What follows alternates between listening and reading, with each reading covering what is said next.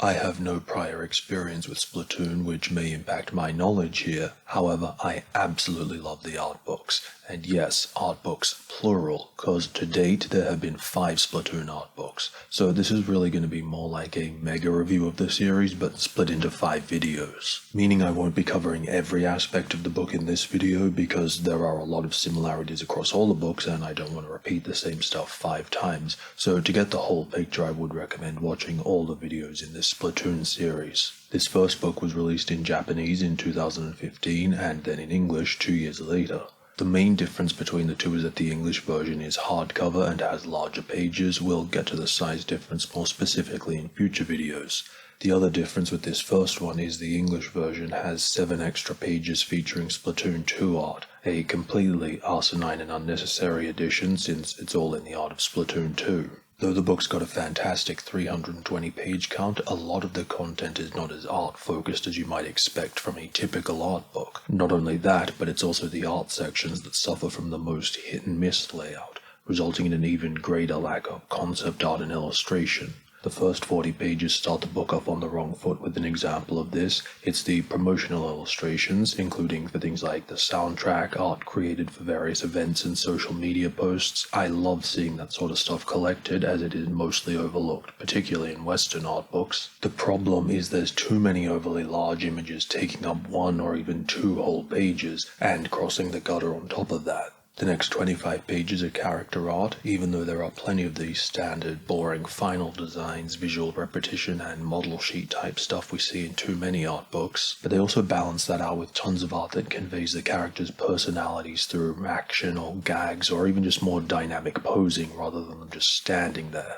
That reverses a little with the following 15 pages on the Octarians, which are more standard in what they show compared to the other characters, but the presentation is still delightful and engaging with so much to look at. One of the major criteria that makes a great art book is how much exploration does it show, early, alternate, or unused ideas. How much is unseen and interesting to fans versus just a parade of final designs that are basically what you've seen on screen.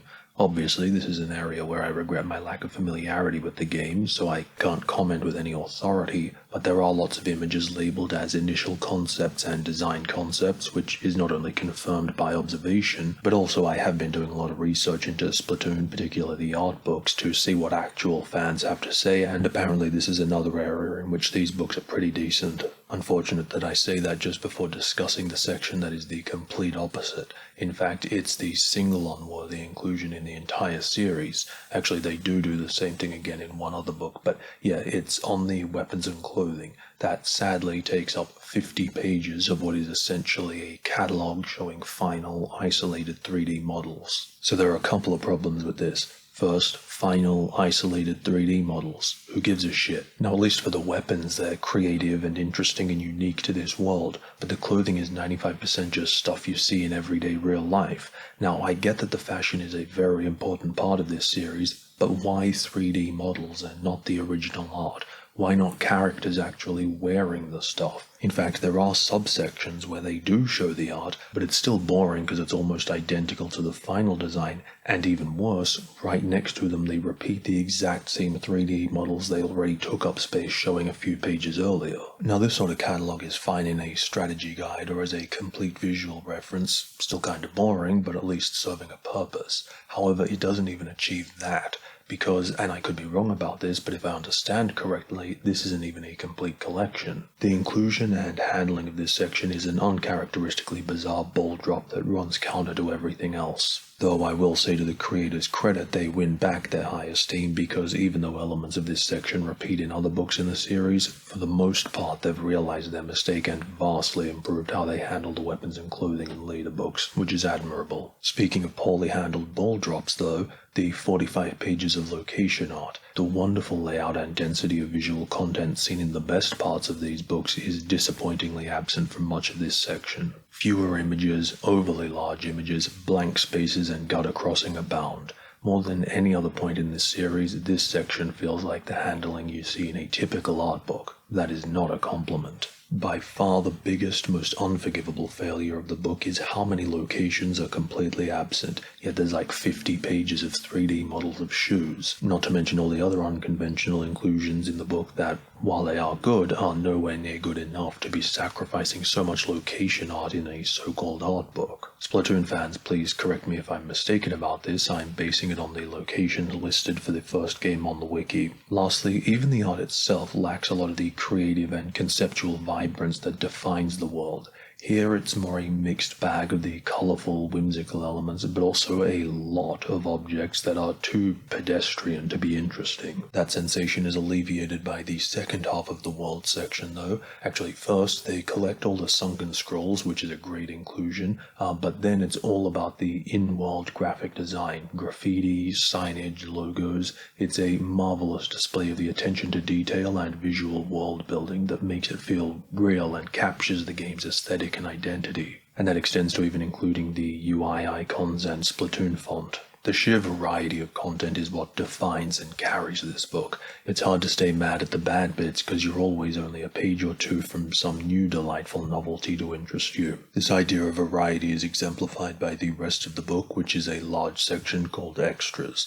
First, there's some storyboards, then it gets to what is the most interesting of its unconventional inclusions, a collection of official social media posts. Some are pretty boring, particularly the ones just explaining basic gameplay features, but mostly it's cool to see this sort of chronicling of some of the game's history, releases, tie-ins, events, even a little bit of lore. Though the visuals here aren't all art or illustration, I think they're great and add some visual variety. My enthusiasm for this section goes back to what I said at the start about Western art books particularly, rushing to make sure the art book comes out around the same time as the game and so misses out on post-release content, and perhaps being a little too narrow-minded in overlooking art and visual content beyond concept art.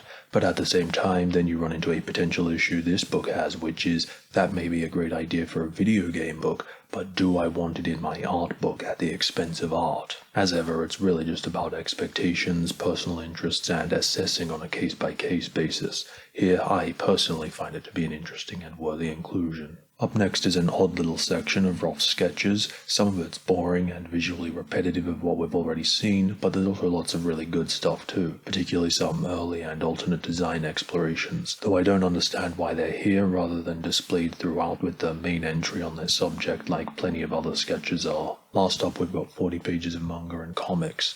Theoretically, I think they're a fine inclusion, but the manga particularly is poorly presented and taking up too much space to the point that the images are so large they're a little blurry. It's another example of something that I think deserves to be collected, and it's cool it has been here, but again that's dampened by the knowledge that it is taking up space that could have been used for missing concept art. As an art book, you could be disappointed by what feels like a lack of the sort of concept art one might expect, done in exchange for the inclusion of a bunch of other visual content, not intrinsically better or worse, but something that could surprise and disappoint nonetheless. They handle this much better for Splatoon 2 and 3, where each get 2 books, one mostly focused on the art and one mostly focused on the variety content, whereas with this first book it's combined into one, and so as a first impression of these books, the unexpectedly eclectic collection means it loses something in the traditional art-focused sense. But that's only a problem if that's not what you're expecting, because as a video game book it's still making up for that with equally worthy and interesting inclusions, except for the clothing and stuff.